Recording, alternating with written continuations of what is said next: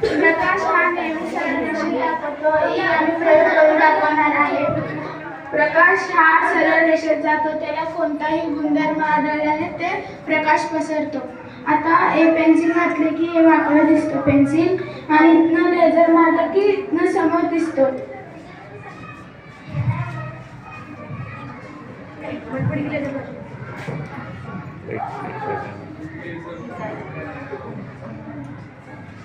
आहे चालू.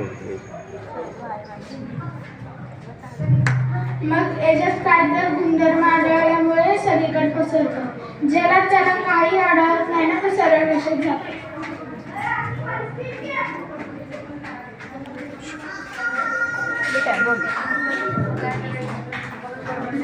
माझे नाव फिरोज शेख आहे. माझे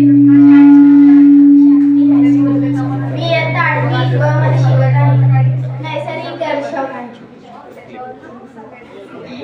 पदार्थातील आम्ल आणि आम्लाशी ओळखण्याचा आम्ही प्रयोग करणार आहोत. आ आहे आम्ल, याच्यात आहे आम्लारी, नदीचं पाणी, याच्यात हळद हे नैसर्गिक दर्शक बनवतो.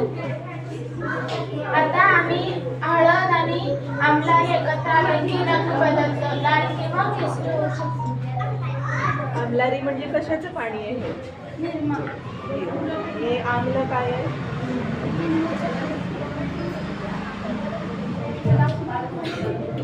कर ना. नाही तिथं बघितलं ड्रॉपर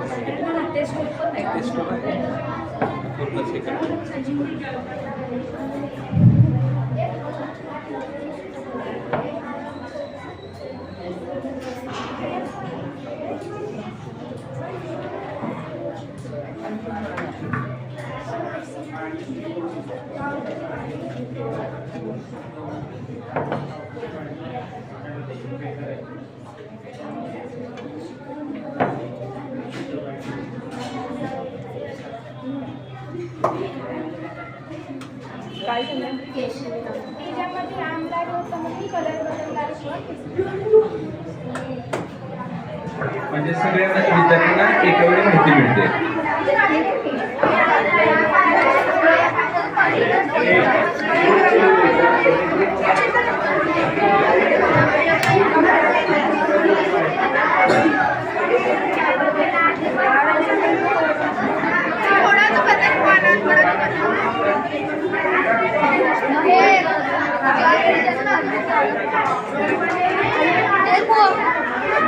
और पानी डालो, और पानी डालो.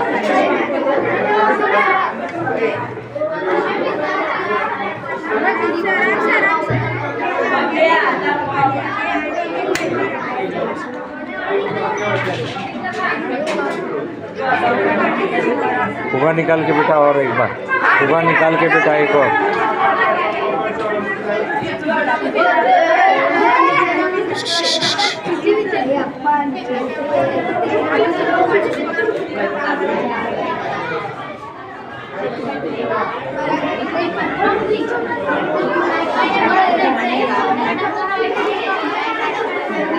चला हळूहळू पुढे.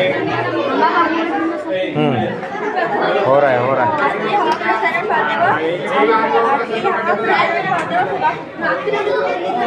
आणि हेच आपण ह्याला पाण्यात घातल्यावर आतली हवा कुंचन होते व पुन्हा पूर्ववत होते. नमस्कार, माझे नाव सरादी सचिन शिंदे आहे. मी इयत्ता 7वीमध्ये शिकत आहे. माझ्या शाळेचे नाव लालबहादूर शास्त्री हायस्कूल सोलापूर आहे. आज माझ्या प्रयोगाचे नाव आहे चुंबकाची वैशिष्ट्ये. मोकळ्या टाकलेल्या स्थितीमध्ये चुंबक हे नेहमी दक्षिण आणि उत्तर दिशेला स्थिर राहते. चुंबकीय कण चुंबकाच्या दोन्ही टोकांकडेच म्हणजेच ध्रुवांकडे एकवटलेले असते. ह्या टाचण्या फक्त आणि फक्त ध्रुवांकडेच म्हणजेच टोकांकडे एकवटलेले आहे, चिटकलेले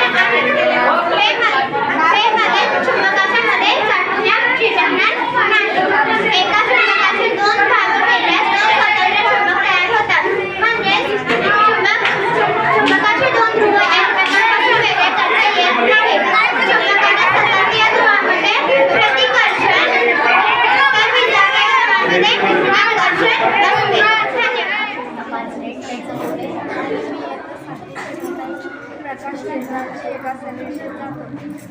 जर इकडनं बघितलं ना आपल्याला दिसतो प्रकाश तर बसतो. जर इकडचं पाठवून ते दिसत नाही. जर इकडचं घेतलं तर दिसत नाही. जर इकडचं घेतलं तर दिसत नाही. आणि आपल्याला प्रकाश केला जातो. जर इकडचं घेतलं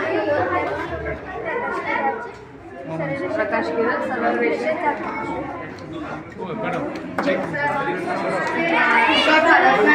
आमच्या प्रयोगाचे नाव ज्वलनासाठी ऑक्सिजनची आवश्यकता असते.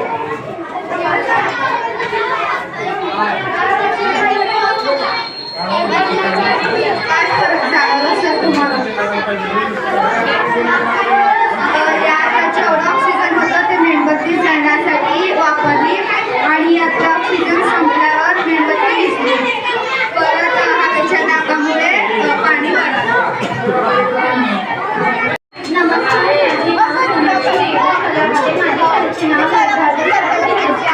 माझ्या प्रयोगाचे नाव स्थिती पदार्थात